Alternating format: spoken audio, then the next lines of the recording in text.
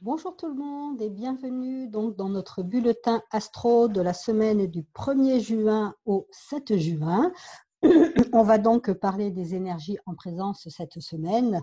Donc on est toujours dans un fil conducteur de communication, de relations, parce que bien évidemment qu'on vient visiter qu'est-ce que c'est que les énergies du Gémeaux en nous, puisque peut-être que vous ne le savez pas, mais nous possédons effectivement les 12 signes du zodiaque en nous. Ce sont juste des énergies à conscientiser, à activer. Et puis après, c'est nous qui devenons le maître du jeu. Donc, on doit un petit peu savoir comment on va exploiter toutes ces énergies dans notre vie. Bon, donc j'ai fait plusieurs cartes,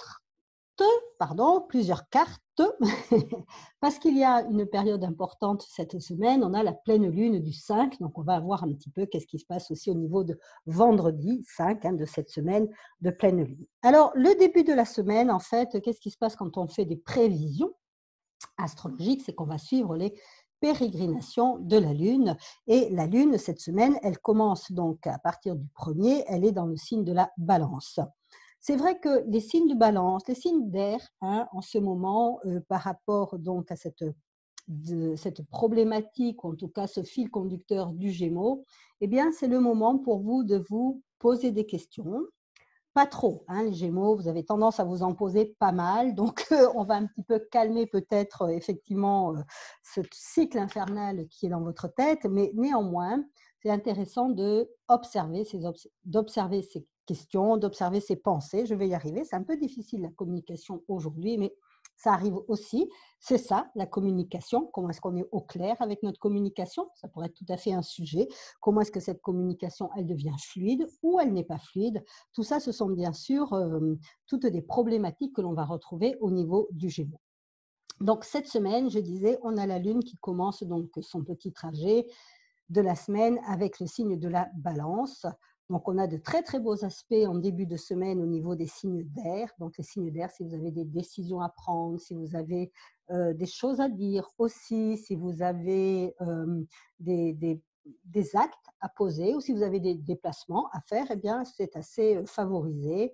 Il y a pas mal de mouvements pour les signes d'air, il y a pas mal de choses qui se passent qui sont assez positives. On remet du dynamisme, on remet de la joie, on se reconnecte à des énergies de mouvement, d'échange, de partage. On va peut-être même avoir envie de dialoguer avec ses proches, avec ses amis d'une façon peut-être plus approfondie, peut-être aussi le besoin de mettre des choses au point et de clarifier certaines situations qui n'auraient pas été suffisamment claires pendant ces quelques temps.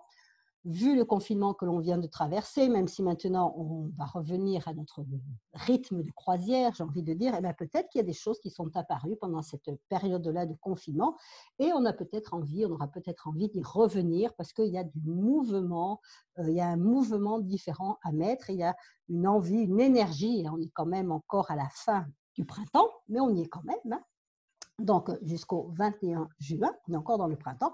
Donc on est encore dans des énergies de renouveau, on est encore dans des énergies où on a envie de faire des choses et de remettre du renouveau et de l'élan dans notre vie. Donc début de la semaine, les signes d'air sont très très favorisés. Il y a de très beaux aspects avec le Gémeaux, il y a de très beaux aspects avec la Balance. Le Verseau est moins aspecté puisque lui, on a plutôt Saturne carré, Uranus avec le Taureau. Mais bon, le Verseau, en fait, son petit souci en règle générale, et là en particulier ce mois-ci, c'est vraiment de redescendre un petit peu au niveau de la matière. Les Verseaux, on le sait, ils sont extrêmement idéalistes. Ils ont des idées comme ça de ce sont des bâtisseurs de grands chantiers, donc ils vont avoir des idées à long terme, des grands projets, des trucs absolument extraordinaires. On se dit waouh, c'est génial, mais au niveau de la concrétisation, quelquefois, ça peut un petit peu pêcher. Donc, ça va être le seul bémol pardon, que je vais avoir au niveau des signes d'air, au niveau du Verseau, parce que justement, vous êtes parti là dans ce mouvement, dans cette légèreté ambiante qu'il y a en ce moment dans l'air, et vous êtes parti un petit peu dans vos extrêmes, et donc faire attention, revenir, ne pas, voilà, ne pas repartir dans ce côté un petit peu trop original qui est un petit peu ce qui pêche chez vous. Alors, ensuite, on a donc les signes qui sont aussi pas mal en ce moment.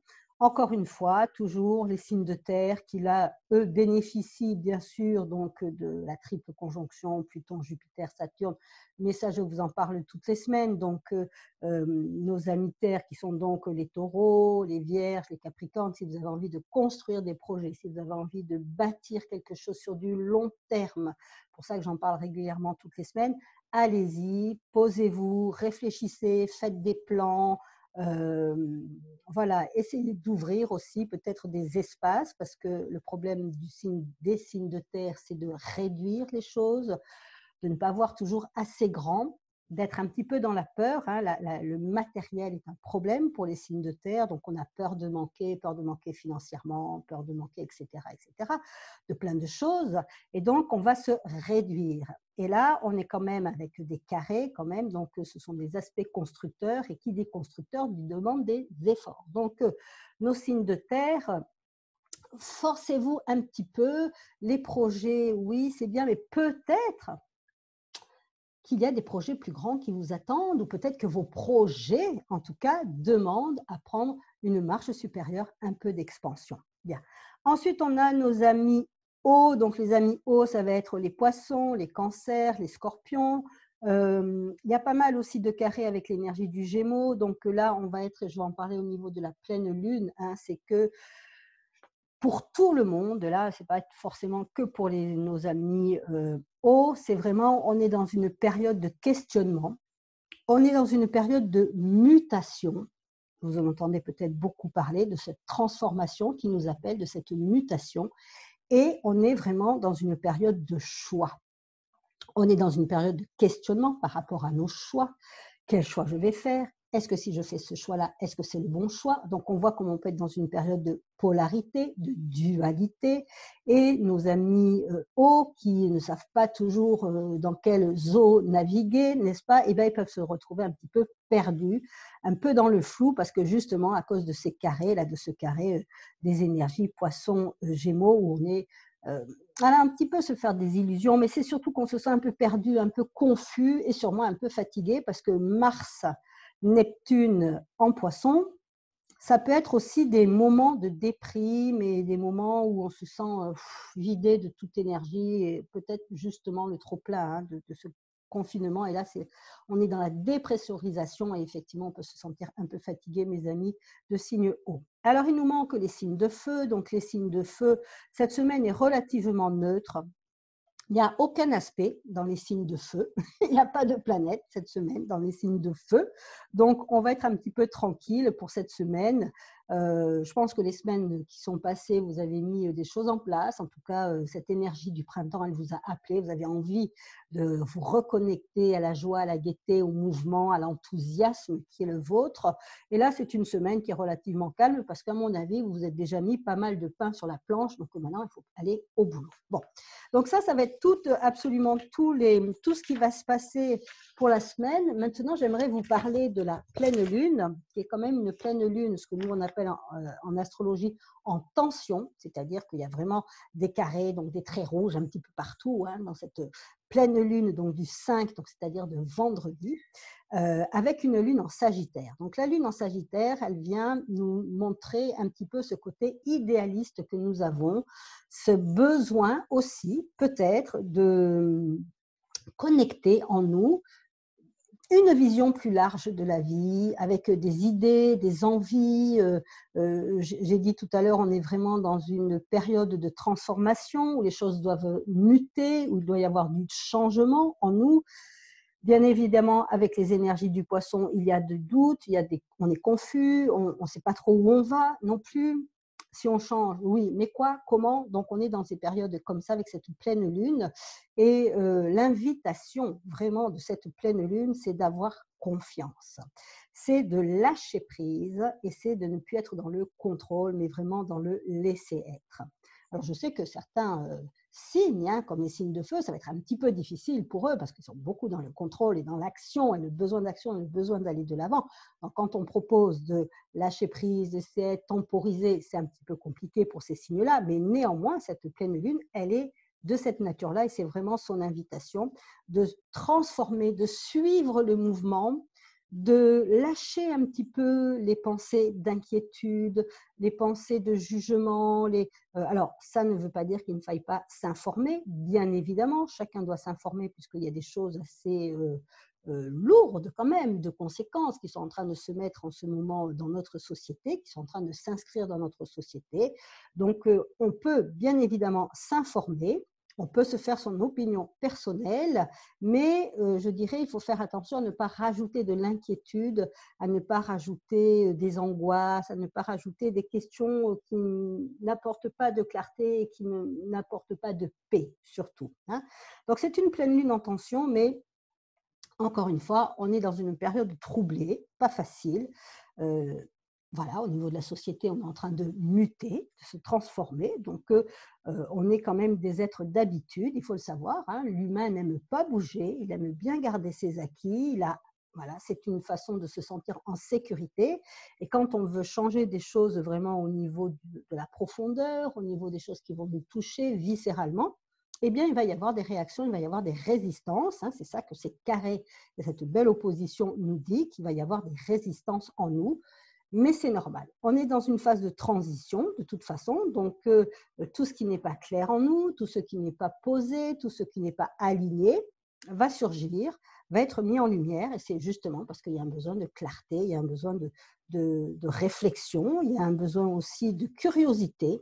Je le dis, n'ayons pas peur d'être curieux. Hein, cette lune sagittaire qui fait une belle opposition à notre soleil Vénus, hein, donc nos valeurs aussi.